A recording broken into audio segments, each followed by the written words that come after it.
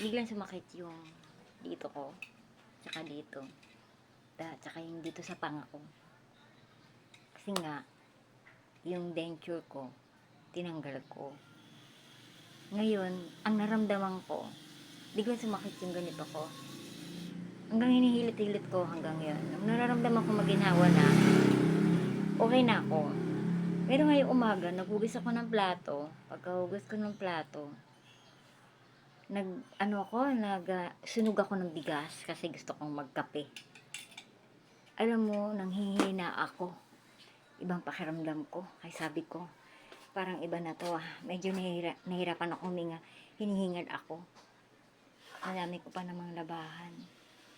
Hindi ko magagawa kasi nga, iba yung pakiramdam ko. Parang sobrang bigat talaga.